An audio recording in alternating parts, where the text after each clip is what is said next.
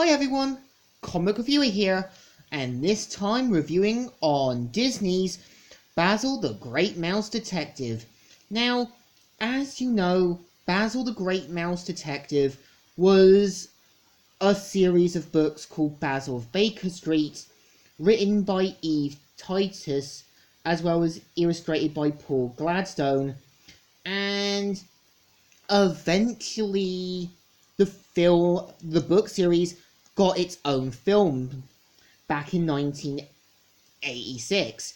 Now, the premise of the movie is meant to be its own version of Sherlock Holmes. So the premise is mainly about a young girl mouse named Olivia, who, after an incident that happened with her father, is pretty much left on the streets, and pretty much a mouse who comes from the wall, known as Dawson, pretty much helps her to find her father, as well as meeting Basil the Great Mouse Detective. Now, Basil's character is meant to be like Sherlock Holmes.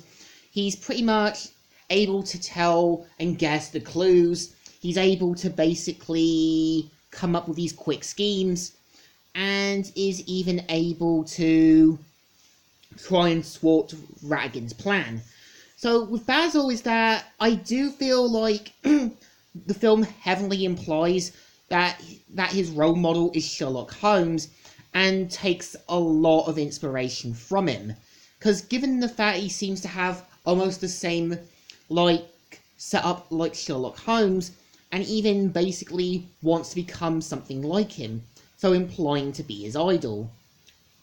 So at the same time, you've also got Ratigan, who has Olivia's father, and is planning to become King of England.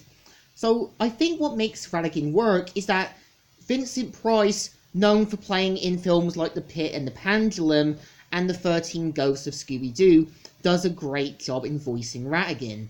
He kind of gives this more distinct, more kind of villainous feel to him. Now, in the books of Basil of Baker Street, Ratigan was originally meant to be a mouse, and in the Disney version, they mainly changed him to a rat. I feel like it's never revealed what's Ratigan's issues with him being called a rat, and why he just wants to be called a mouse. I feel they could have had more of a motivation, and yeah, I do feel that it's implied that him and Basil do have a history, which is never revealed. So what's interesting is that, as well, in the film, you even have Alan Young, known for voicing Scrooge McDuck in the original DuckTales cartoon, voicing Olivia's father. Now, it sort of implies that Olivia's father has a criminal past, or at least has a history with Ratigan, or at least he's a well-known toy maker. I feel like they could have explored more with Olivia's father, but really, they don't. So I do admit the film is definitely not bad. I would say it's basically Sherlock Holmes for kids, and I feel like, yeah, the film is quite quick, and what's interesting is throughout the film, most of the scenes don't take place during the day. Most of it takes place during the night, and the ending takes place during the morning. What I did was try to keep it as a more Victorian-ish film. And what's actually interesting is that the film took a long time to come out on VHS and Laserdisc due to a subjective scene in the bar which Disney were afraid of.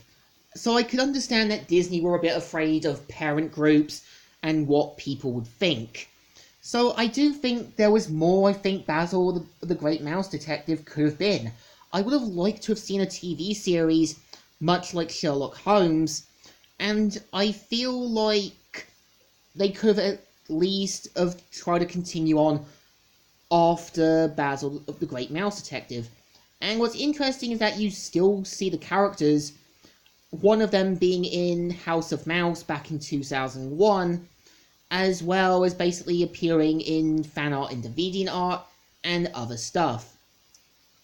So I do feel somewhere Basil the Great Mouse Detective put its magnifying glass on the screen and left a good impact. It's basically a Sherlock Holmes film for kids and something enjoyable to watch. So I give it a thumbs up. Still good and still alright. So, Comic Reviewer here, signing out.